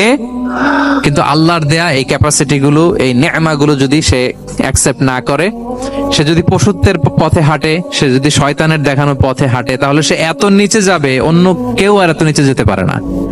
মানুষ যত নিচে যেতে পারে, ফেরেশতারাও অত নিচে যেতে পারবে না, জিন জাতিও পারবে না, কোনো প্রাণীর পক্ষে যাওয়া সম্ভব না। তাহলে মানুষকে আল্লাহ তাআলা এমন সফিস্টিকেটেড ওয়েতে তৈরি করেছেন, চাইলে সে সবার উপরে যেতে পারে। আবার চাইলে আল্লাহর দেয়া নেয়ামতগুলোকে যদি সে ভিন্ন খাতে প্রবাহিত করে সে সবচেয়ে নিকৃষ্ট হতে পারে। সেটাই আল্লাহ বললেন, সুম্মা রাদাদনাহু আসফালা সাফিলিন, এরপরে তাকে আমি হীন থেকে হীনতর করেছি, নিচ থেকে আরো নিচে নিয়েছি। সে যখন ঈমান আনে না, সে যখন সৎকর্ম করে না, সে যখন আল্লাহর শেখানো আল্লাহর দেখানো রাস্তায় সে চলে না, সে যখন তার নফসের কথা শুনে, সে যখন তার প্রবৃত্তির গোলাম সাজে, সে সবচেয়ে নিকৃষ্ট হয়। আসফালা সাফিলিন মানে একেবারে নিচে, এর নিচে আর নাই। আল্লাহ বলেছেন ইন্নাল মুনাফিকিনা ফিদ দারকিল আসফালি মিনান নার, সেখানে আল্লাহ আসফাল বলেছেন। মুনাফিকরা জাহান্নামের একেবারে তলদেশে থাকবে। তাই মানুষ যদি ঈমান আর সৎকর্মের বলে বলিয়ান না হয়, সে এত খারাপ হয় কেউ এত নিচে যেতে পারে না। বলেন, মানুষ যত নিচে যেতে পারে জিন তত নিচে যেতে পারবে? ফেরেশতারা পারবে না। আর মানুষ যত উপরে যেতে পারে ফেরেশতারা এত উপরে যেতে পারবে না। দুইটারই সুযোগ আপনার আছে। সুম্মা রাদাদনাহু আসফালা সাফিলিনের দুইটা ব্যাখ্যা। কোন মুফাসসির বলেছেন যৌবনের পর, যৌবনে থাকে শক্তিশালী, বার্ধক্যের সময় যখন সে নুয়ে যায়, ছোট হয়, সে একেবারে দুর্বল হয়ে যায়, সেটা বোঝানো হয়েছে। আর অন্যান্য মুফাসসিরিন একরাম বলেছেন না, আল্লাহর দেওয়া এই নেয়মা ক্যাপাসিটি যখন সে সঠিক পথে কাজে লাগায় না, সে যখন প্রবৃত্তির অনুসরণ করে, সে তখন এত খারাপ হয়, এত নিচ থেকে নিচুতর হয়, এত হীন থেকে হীনতর হয়, তার চেয়ে হীনতর আর কেউ তখন হতে পারে না। সেখান থেকে বাঁচার দুটি রাস্তা আল্লাহ বলেছে। আল্লাহ বলছেন ইল্লাল্লাযীনা আমানু ওয়া আমিলুস সলিহাত, তবে যারা ঈমান আনে এবং সৎকর্ম করে তারা ছাড়া। তারা ওই নিচু থেকে নিচুতর নয়, তারা শ্রেষ্ঠতর। ঈমান এবং সৎকর্ম, ঈমান এবং আমলে সালেহাত। কোরআনের অনেক জায়গায় আপনি আয়াতটা পাবেন, ইন্নাল্লাযীনা আমানু ওয়া আমিলুস সলিহাতি কানাত লাহুম জান্নাতুল ফিরদাউসি নুজুলা, নিশ্চয়ই যারা ঈমান এনেছে সৎকর্ম করেছে তাদের জন্য আমি জান্নাতে ফিরদাউস রেখে দিয়েছি। আল্লাহ বলেন তারা নিকৃষ্ট হবে না যারা ঈমান এনেছে সৎকর্ম করেছে। যারা কি এনেছে? ঈমান। আর কি করেছে? সৎকর্ম করেছে। ইল্লাল্লাযীনা আমানু, যারা ঈমান এনেছে সৎকর্ম করেছে, ফালাহুম আজরুন গায়রু মামনুন, তাদের জন্য রয়েছে অফুরন্ত পুরস্কার, মানে জান্নাত। তাদের জন্য কি? ওই জান্নাতে যেতে আমরা চাই কি চাই না বলেন? রাস্তা কয়টা? এটা চলে গেছে ডান দিকে, এটার গন্তব্য হচ্ছে ডেস্টিনেশন জান্নাতুল ফেরদাউস। আর এটা শয়তানের পথ, এটা আপনার প্রবৃত্তির দেখানো পথ, এটা চলে গিয়েছে জাহান্নামে। So now the decision is years. আপনার ডিসিশন, কোন দিকে যাবেন, ডানে না বায়ে? জান্নাতে না জাহান্নামে? জান্নাতে যেতে চাই আমরা। ফালাহুম আজরুন গায়রু মামনুন, তাদের জন্য আছে অফুরন্ত নেয়ামত, অফুরন্ত পুরস্কার। আমরা যেন সেই পুরস্কার লাভে ধন্য হতে পারি, আমরা সবাই বলি আমিন। আল্লাহ বলেন এইভাবে চারটা কসম করার পরে, এত গুরুত্বপূর্ণ বার্তা হাজির করার পরে, তোমার ঘুমন্ত বিবেককে জাগিয়ে তোমাকে বার্তা দেওয়ার পরেও কিভাবে তুমি অস্বীকার করতে পারো আখিরাতকে? ফামা ইউকাযযিবুকা বা'দু বিদ্দিন, এরপরেও কোন বিবেকে, কোন আকলে, কোন সাহসে তুমি কর্মফল দিবসকে অস্বীকার করো? কোন সাহসে? এখানে দিন দ্বারা উদ্দেশ্য কর্মফল। ভালো করলে যে ভালো পাবে, খারাপ করলে যে খারাপ পাবে। দিনের অনেক অর্থ, এটার তাফসিরে গেলে সময় কুলাবে না। ফামা ইউকাযযিবুকা বা'দু বিদ্দিন, এরপরেও কর্মফলকে অস্বীকার করার সাহস তুমি কোত্থেকে পাও? কিসে তোমাকে উদ্বুদ্ধ করে কর্মফল দিবসকে অস্বীকার করতে? আলাইসাল্লাহু বিআহকামিল হাকিমিন, আল্লাহ তাআলা কি শ্রেষ্ঠ বিচারক নন? সূরা আবু দাউদে আল্লাহর হাবিব সাল্লাল্লাহু আলাইহি ওয়াসাল্লাম বলেন, কেউ যদি সূরাতুত তিন তেলাওয়াত করে, করতে করতে যদি শেষ আয়াতে চলে আসে, আর সে যখন পড়ে আলাইসাল্লাহু বিআহকামিল হাকিমিন, আল্লাহ তাআলা কি শ্রেষ্ঠতম বিচারকদের মধ্যে সর্বশ্রেষ্ঠ বিচারক জাজ নন? তখন সে যেন উত্তর দেয়, এটা তো আল্লাহর প্রশ্ন। আলাইসাল্লাহু বিআহকামিল হাকিমিন, আল্লাহ আমাদেরকে প্রশ্ন ছুড়ে দিয়েছেন যে আল্লাহ তাআলা কি শ্রেষ্ঠ বিচারক নন? তখন যে তেলাওয়াত করে সে যেন বলে বালা বালা ওয়া আনা আলা যালিকা মিনাশ শাহিদিন। বালা মানে অবশ্যই, হ্যাঁ আল্লাহ অবশ্যই আপনি শ্রেষ্ঠ বিচারক, আর আপনি যে শ্রেষ্ঠতম বিচারক এই সাক্ষী আমি দিচ্ছি, এই ঘোষণা আমি দিচ্ছি। পড়েন সুবহানাল্লাহ। আপনি দেখবেন মসজিদুল হারামে, হারামাল মাক্কিতে যখন তেলাওয়াত করে ইমাম সাহেবরা, এই আয়াতের পরেই যদি রুকুতে যায় দেখবেন ফিস ফিস করে বলে যে বালা বালা ওয়া আনা আলা যালিকা মিনাশ শাহিদিন। আমি নিজে শুনেছি, দেখবেন ওনার এটা পরে, কারণ আল্লাহ এখানে প্রশ্ন ছুড়ে দিয়েছেন। আর উত্তর হিসেবে বলতে হবে বালা ওয়া আনা আলা যালিকা মিনাশ শাহিদিন, আল্লাহ অবশ্যই আপনি শ্রেষ্ঠ বিচারক। আল্লাহর চাইতে শ্রেষ্ঠ বিচারক আর হতে পারে? আমরা কত লাকি যে আল্লাহর আহকামুল হাকিমিন হিসেবে বিচারক পেয়েছি। আমাদের বিচার যদি অন্য কেউ করতো, নিজেরা যদি নিজেদের, আল্লাহ যদি বলতো তোরটা বিচার তুই কর আর তোরটা তুই কর, কি অবস্থা হইতো বলেন? যার সাথে যার শত্রুতা আছে ওইখানে দেখাই দিত। কিন্তু আমরা বিচারক হিসেবে পেয়েছি কাকে? আল্লাহ কি পার্সিয়ালিটি করবে বিচারে? স্বজন প্রীতি করবে? কারো উপর জুলুম করবে? কাউকে ঠকাবে? আল্লাহ বলেন ওয়ামা আনা বিযাল্লামিল লিল আবিদ, আমি কখনো আমার বান্দার উপর জুলুম করি না, জুলুম করি না। নাদাউল মাওয়াজিনাল কিসতা লিয়াউমিল কিয়ামা, কিয়ামতের দিন আমি মিজান নামে এমন এক ন্যায় বিচারের মানদণ্ড স্থাপন করব, ফালা তুযলামু নাফসুন শাইআ, এক বিন্দু পরিমাণ কেউ মাজলুম হবে না, এক বিন্দু পরিমাণ কেউ মাজলুম হবে না। এজন্য দুনিয়াতে যদি বিচার না পান, আল্লাহর দরবার বিচারটা দিয়ে রাখেন, সেদিন বিচার হবে। আহকামুল হাকিমিন আপনারা ঠকাবে না। দুনিয়াতে বিচার পান নাই, মাজলুম হয়েছেন, মানুষ ভুল বুঝছে, কেউ আপনার ঠিক মতো বুঝে নাই, আপনার কথাটা কাকে বলবেন? বিপদে পড়লে ক্রাইসিস মোমেন্টে কাকে শেয়ার দিবেন? না ফেসবুকে শেয়ার দিবেন? আমরা তো ফেসবুকে শেয়ার দিয়ে দিই এখন। ফেসবুকে শেয়ার দেওয়ার আগে, বন্ধুকে শেয়ার দেওয়ার আগে, স্ত্রীর কাছে শেয়ার করার আগে আমার সমস্যার কথা আগে শেয়ার করব কাকে? কারণ আলাইসাল্লাহু বি আহকামিল হাকিমিন, আল্লাহ বলছেন আমি কি শ্রেষ্ঠ বিচারক নই? বালা বালা ইয়া রব ওয়া আনা আলা যালিকা মিনাশ শাহিদিন, অবশ্যই আল্লাহ আপনি শ্রেষ্ঠ বিচারক। ক্লিয়ার হয়েছে না সবার কাছে? শপথ কয়টা ছিল? 4টা। মূলত নবুয়তের শপথ, তাই না? নবুয়ত আমাদের জন্য সবচাইতে বড় নেয়ামত। কারণ নবীরা যদি আমাদেরকে এই তথ্যগুলো না দিতেন, আমরা জান্নাত জাহান্নাম চিনতাম? ভাইরা বলেন তো, আখেরাত চিনতাম? এই যে আখেরাত হবে, পুলসিরাত হবে, day of judgement, day of accountability, আল্লাহর সুপ্রিম কোর্টের কাঠ গড়ায় পাই টু পাই হিসাব দিতে হবে, নবীরা না এসে বললে আমরা এত বুঝতাম না। নবীরা জান্নাত জাহান্নাম চিনিয়েছে, আল্লাহর বিশদ পরিচয় আমাদের সামনে তুলে ধরেছে, আখিরাতের পরিচয়, লাইফ আফটার ডেথ কিরকম হবে, সবকিছু আমাদের কাছে তুলে ধরেছে। সো নবুয়ত আল্লাহ তাআলার পক্ষ থেকে অনেক বড় নেয়ামত। 2 নম্বর নেয়ামত হচ্ছে আল্লাহ তাআলা আমাদেরকে যে ক্যাপাসিটি দিয়েছে, বুদ্ধিমত্তা, ইন্টেলেক্ট, বিচার বিশ্লেষণ, যেটা দিয়ে আমরা অন্যান্য সব প্রাণী থেকে আলাদা, এটা আল্লাহর বড় নেয়ামত। এই নেয়ামতের শুকরিয়া যেন আমরা করি। এবং আমি যেটা বলেছি, মানুষ যেটা কল্পনা করতে পারে সেটা সে করেও দেখাতে পারে। সো আল্লাহ তাআলা যাকে যেই কোয়ালিটি দিয়েছে, ক্যাপাসিটি দিয়েছে, আমরা যেন এই নেয়ামতের শুকরিয়া করি। নেয়ামতের শুকরিয়া করলে এই নেয়ামত দেওয়ার ধারাবাহিকতা এটা বাড়িয়ে দেয় কে? লা ইন শাকারতুম লা আযীদান্নাকুম ওয়া লা ইন কাফারতুম ইন্না আযাবি লাশাদীদ। শুকরিয়া করলে নেয়ামত আরো বাড়িয়ে দেব। তাহলে প্রথম নেয়ামত ছিল নবুয়ত, প্রফেটহুড, প্রফেসি, এটা অনেক বড় নেয়ামত। এই রেভেলেশন এসে আমাদেরকে এনলাইটেন করেছে। তা না হলে আমাদের গড কে, গডের ফিচার কি, আখেরাত কি, জান্নাত কি, জাহান্নাম কি, the concept of punishment, concept of আখেরা, কিছু আমরা ভালোভাবে বুঝতাম না। এটার শপথ আল্লাহ করেছেন। আল্লাহ আমাদেরকে নেয়ামত দিয়েছেন, ক্যাপাসিটি দিয়েছেন, সক্ষমতা দিয়েছেন, সবচাইতে সফিস্টিকেটেড ব্রেন দিয়ে তৈরি করেছেন, এটা একটা বড় নেয়ামত। এবং রাস্তা দেখিয়ে দিয়েছেন, হয় ডানে নয় বায়ে। এবং তিনি আশ্বাস দিয়েছেন যে তোমাদেরকে সঠিক ফায়সালার মাধ্যমে বিচার করা হবে সেদিন। তাই আমাদের বিপদে আপদে সব সময় আমরা যেন ফরিয়াদ করি এক মহান সত্তার কাছে। বলুন তো আওয়াজ করে, তিনি কে?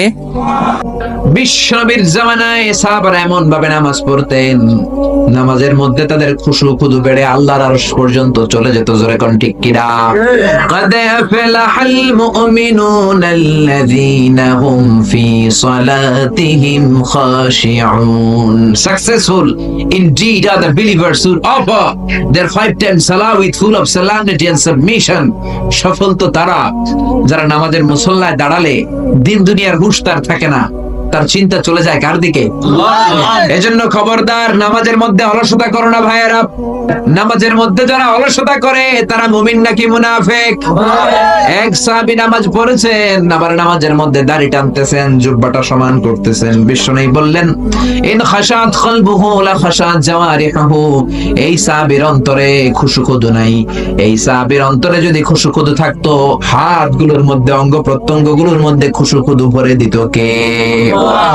এই কথা শুনে সাহাবারা বললেন, ইয়া রাসূলুল্লাহ, আমাদের অনেকের নামাজে খুশু নাই।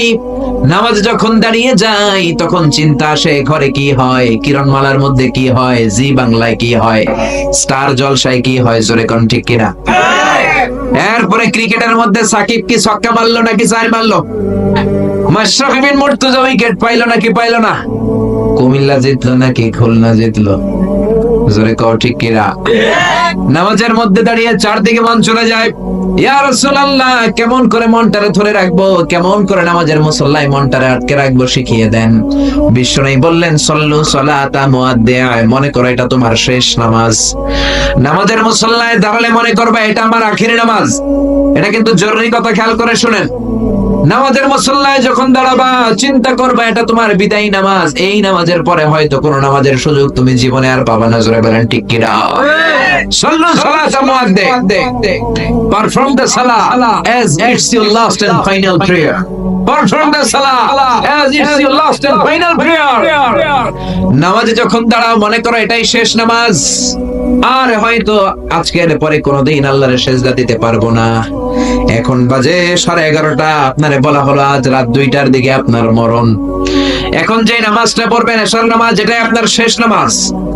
এই কথা যদি শোনেন 2টার দিকে মালাকুল মাউত এসে আপনার রূহ কবজ করে নিয়ে যাবে, আর এখন এশার নামাজটা শেষ নামাজ, এই নামাজটা আপনি কত সুন্দর করে পড়বেন, কত লম্বা করে সেদিন ওযু বানাবেন, কত লম্বা সময় নতুন পাঞ্জাবি পরবেন, আতর মাখবেন, মেসওয়াক করবেন, কত লম্বা সময় দাঁড়িয়ে আপনি কেরাত পড়বেন, ওই দিন কত লম্বা করে আপনি রুকু করবেন, কত লম্বা সেজদা দিবেন, ওই দিন সেজদা দিয়ে চোখের পানি দিয়ে যায় নামাজ আপনি ভিজিয়ে দিবেন, ঠিক না? কারণ আপনি জেনেছেন এটাই আপনার শেষ নামাজ। এই চিন্তাটা প্রত্যেক নামাজে করেন না কেন? আপনি যে 1000 বছর বাঁচবেন কোনো গ্যারান্টি আছে নাকি? রাত 2টা পর্যন্ত যে বাঁচবেন কোনো গ্যারান্টি আছে? আরে 2টা তো দূরের কথা, মুনাজাত পর্যন্ত যে বাঁচবেন কোনো গ্যারান্টি আছে? তাও তো বেশি। শ্বাস যেটা নিলাম এই শ্বাসটা যে আমি ফেলতে পারবো কোনো গ্যারান্টি আছে? বিশ্বনবী বললেন সল্লু সালাতা মুআদ্দিআ, বিদায় নামাজ পড়ো, শেষ নামাজ পড়ো, এমন ভাবে নামাজের মুসল্লায় দাঁড়িয়ে যাও মনে করো এটাই হতে পারে তোমার জীবনের শেষ নামাজ। জোরে কোন ঠিক কিনা? প্রত্যেকবার যখন মুসল্লায় দাঁড়াবেন আপনি চিন্তা করবেন হতে পারে এটাই আমার জীবনের শেষ নামাজ। আজকে যে সেজদাটা দিচ্ছি হয়তো নামাজ পড়ে যাওয়ার সময় অ্যাক্সিডেন্টে আমি মারা যাব, বা হার্ট অ্যাটাক হয়ে আমি মারা যাব, কিংবা এমনি আমি মরে যাব। এই চিন্তাটা নিয়ে যদি প্রত্যেকবার মুসল্লার মধ্যে আপনি দাঁড়ান তখন আপনার নামাজের মধ্যে খুশু খুজু আল্লাহর তাকওয়া আপনার অন্তরে ঠিকই বাড়বে। চিৎকার করে বলেন ঠিক কিনা? এই কথা যখন বিশ্বনবী সাহাবাদেরকে বললেন, সাহাবারা নামাজের মধ্যে নড়ে না, সাহাবারা নামাজের মধ্যে এদিক ওদিক তাকায় না, পাথরের মতো নামাজে দাঁড়িয়ে থাকে। বিশ্বনবীর সাহাবারা যখন মরুভূমির মধ্যে নামাজে দাঁড়াতেন আকাশের পাখিগুলো খেজুর গাছ মনে করে সাহাবীদের মাথায় এসে বসে যেত। আল্লাহু আকবার। আবার যখন সাহাবারা রুকু করতেন, আবার যখন সাহাবারা সিজদায় যেতেন তখন পাখি আবার উড়াল দিত। জোরে বলেন সুবহানাল্লাহ। এজন্য এমন ভাবে নামাজে দাঁড়াবেন মনে করবেন এটাই জীবনের শেষ নামাজ। এক সাহাবী নামাজ পড়লেন, নামাজ পড়ে বিশ্বনবীর কাছে আসলেন। বিশ্বনবী বললেন সল্লু সল্লি ফা ইন্নাকা লাম তুসাল্লি, রিপিট ইউর সালাহ because you didn't offer your salah in a correct way. নামাজ আবার পড়ো, নামাজ হয় নাই। সাহাবী আবার নামাজ পড়লেন, আবার আসলেন, বিশ্বনবী আবার বললেন সল্লি ফা ইন্নাকা লাম তুসাল্লি, আবার নামাজ পড়ো, নামাজ হয় নাই। সাহাবী আবার নামাজ পড়লেন, আবার বিশ্বনবীর কাছে আসলেন, বিশ্বনবী বললেন নামাজ পড়ো, নামাজ হয় নাই। এবার সাহাবী চোখের পানি ছেড়ে দিলেন, চোখের পানি ছেড়ে দিয়ে বললেন ইয়া রাসূলুল্লাহ ইয়া হাবিবাল্লাহ, এর চেয়ে ভালো করে এর চেয়ে সুন্দর করে নামাজ পড়তে আমি জানি না, কেমন করে পড়বো শিখিয়ে দেন। বিশ্বনবী সাহাবীকে জড়িয়ে ধরলেন, বললেন যখন নামাজে দাঁড়াবা হাত্তা তাতমাইন্না কাঈমান, স্ট্রেট ফরওয়ার্ড হয়ে রিল্যাক্সের সাথে দাঁড়াবা। নামাজের মধ্যে কোনো তাড়াহুড়ো নাই, আছে? There is no rushing in salah, there is no hastiness in salah। নামাজে কোনো তাড়াহুড়ো নাই, নামাজে কোনো দৌড়াদৌড়ি নাই। নামাজ পড়তে হবে ধীর গতিতে, রিল্যাক্সের সাথে। জোরে বলেন কিসের সাথে? রিল্যাক্সের সাথে নামাজ পড়বেন। আমি নামাজ শিখাই মালয়েশিয়াতে। প্রথমে শিখালাম সেনাবাহিনীর লোকদের, এরপরে শিখালাম ইউনিভার্সিটির প্রফেসরদের, এরপরে ছাত্রদের, এরপরে কর্মচারীদেরকে বিভিন্ন জায়গায়। নামাজের একটা আমার ওয়ার্কশপ আছে, বাংলাদেশে তো এগুলো চালু হয় নাই। মাইক্রো প্রজেক্টর দিয়ে অডিটোরিয়ামে নামাজ শিখানো, এগুলো চালু হলে আপনাদের এলাকাতেও করেন, আমি এসে আপনাদেরকে সহি পন্থায় নামাজ শিখায় যাব। এজন্য নামাজে যখন দাঁড়াবেন হাত্তা তাতমাইন্না কাঈমান, স্ট্রেট ফরওয়ার্ড হয়ে নামাজে দাঁড়িয়ে যান। আবার যখন রুকুতে যাবেন বিশ্বনবী বললেন হাত্তা তাতমাইন্না রাকিআন, স্ট্রেট ফরওয়ার্ড রুকু দিবা। বিশ্বনবী যখন রুকু দিতেন বিশ্বনবীর পিঠটা টেবিলের মতো, স্কেলের মতো সমান হয়ে যেত। অনেকে রুকু দেয়, কেউ এমনে থাকে, কেউ এমনে থাকে, আছে না নাই? পিঠটা হবে স্ট্রেট ফরওয়ার্ড। সাহাবীরা বললেন লাউ সাব্বা আলাইহিল মা আলাস্তাকররা, বিশ্বনবী রুকু দিয়ে আছেন, ওই অবস্থায় বিশ্বনবীর পিঠের উপর যদি এক গ্লাস পানি রেখে দাও, পানিটাও কাঁপবে না, গ্লাসটাও পড়বে না। আল্লাহু আকবার। তার মানে সোজা না বাঁকা? স্ট্রেট ফরওয়ার্ড রুকু। রুকু থেকে দাঁড়াবা, হাত্তা তাতমাইন্না কাইমান, সিজদায় যাবা, হাত্মা তাতমাইন্না সাজিদান, রিল্যাক্সের সাথে যাও। অনেক মুরব্বীরা আছেন না বুঝে রুকু থেকে সোজা হয়ে দাঁড়ানোর কথা, রুকু থেকে মাথাটা উঠাই আবার সিজদায় চলে যায়, আছে না নাই? দুই সিজদার মাঝখানে সোজা হয়ে বসবেন। অনেকে কোন রকম প্রথম সিজদা থেকে মাথাটা একটু উঠিয়ে সিজদায় ঢু মারে, আছে না নাই? খবরদার, আপনার নামাজ হবে না। যদি ব্যস্ততা থাকে, তাড়াহুড়ো থাকে, জরুরি কাজ থাকে, নফলগুলো বাদ দিয়ে দেন, ফরজ আর সুন্নত পড়েন। এর চেয়েও যদি ব্যস্ততা থাকে, সুন্নত বাদ দেন, শুধু ফরজ পড়েন। এর চেয়েও বেশি ব্যস্ততা সফরে আছেন, কসর করে 2 রাকাত পড়েন। সফরের মধ্যে কসর আছে না নাই? কিন্তু যতটুকু পড়বেন ধীরস্থির ভাবে পড়বেন, রিল্যাক্সের সাথে পড়বেন, তাড়াহুড়ো করা যাবে না। বিশ্বনবীর মেয়ের জামাই আলী কাররামাল্লাহু ওয়াজহার পায়ের মধ্যে যুদ্ধে একটা তীর ঢুকে যায়। তীরের ব্যথায় উনি চিৎকার করে তীর বের করা যায় না, যেই টান দেয় চিৎকার মারে।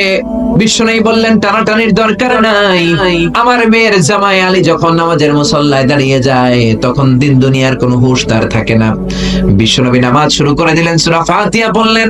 আর নামাজের আগে এক সাহাবীরা বললেন, আমি যখন কেরাত পড়বো, আমার মেয়ের জামাই আলীর পায়ের কাছ থেকে তুমি তীর টেনে বের করবা। বিশ্বনবী যখন কেরাত পড়লেন, ওই সাহাবী আলী রাদিয়াল্লাহু আনহুর পায়ের কাছে তীরের কাছে যে হাজির, গায়ে যত জোর ছিল টান মেরে তীর বের করেছেন, ফিনকি দিয়ে রক্ত বের হয়েছে। রক্তের জায়গাটা সয়লাব, লাল টুকটুকে রক্ত, কিন্তু নামাজের মুসল্লায় তিনি দাঁড়িয়ে আছেন, তিনি কোনো টের পান নাই। কোন সুবহানাল্লাহ।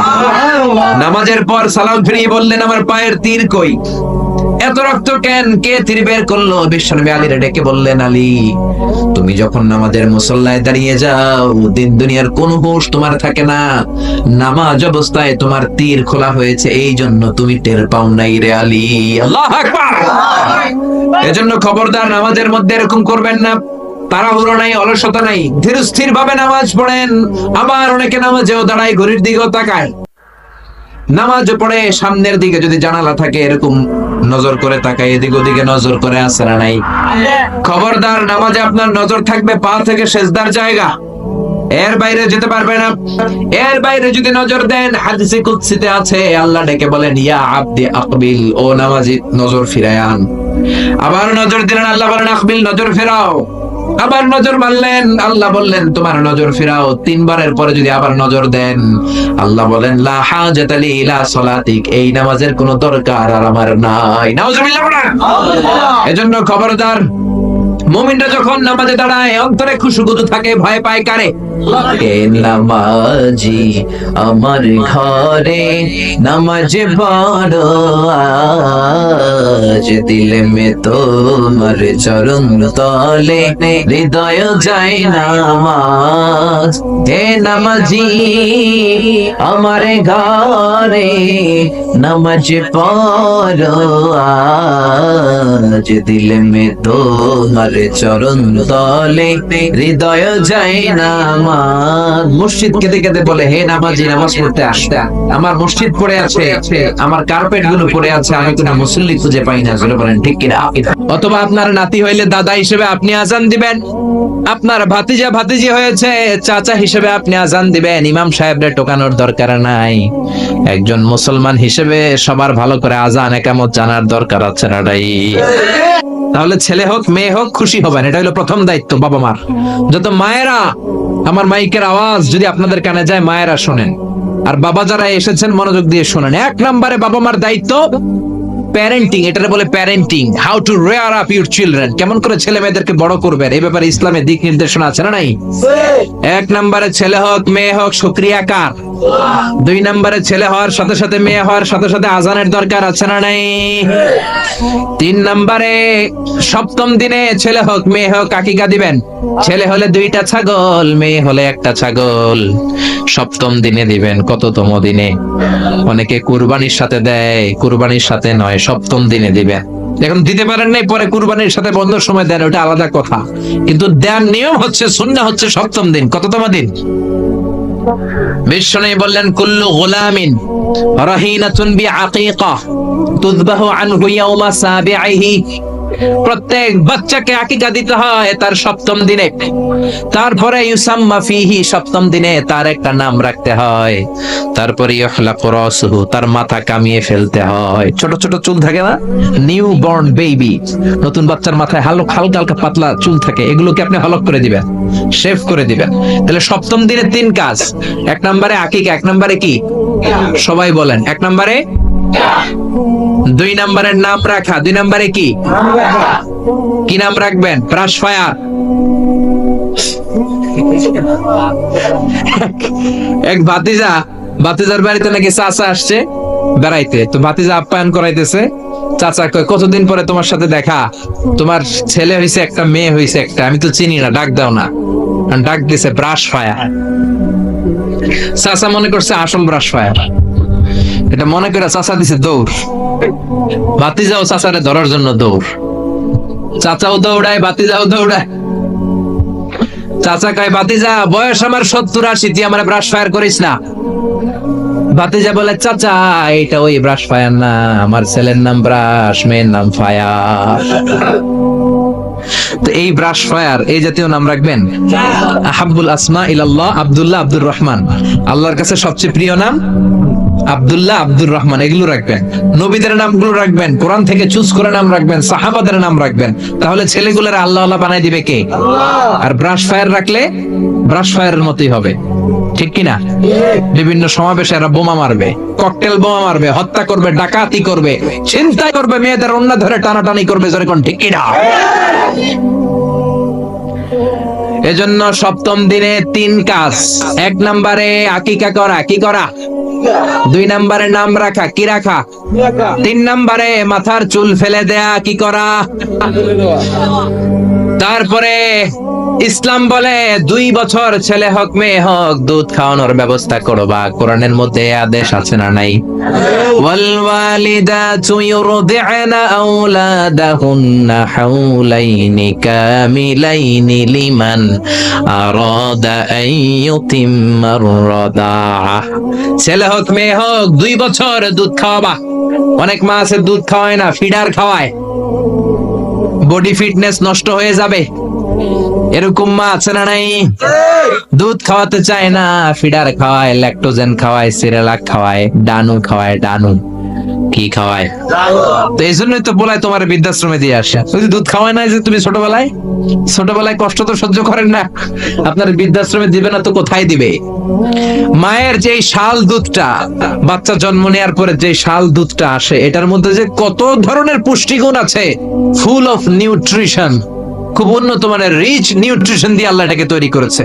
আপনার বিভিন্ন ধরনের রোগের প্রতিষেধক ভ্যাকসিন আল্লাহ এটার ভিতরে ঢুকিয়ে দিয়েছে। এটা যে খায় না, তার মেধা শক্তি খুব দুর্বল, তার কোনো মেধাই নাই, মনে রাখতে পারে না কিছু, সব ভুলে যায়। আমি আমার মায়ের দুধ খাইছি মাত্র 2.5 মাস, এজন্য আমি কিচ্ছু মনে রাখতে পারি না, সব ভুলে যাই। বাস্তব কথা।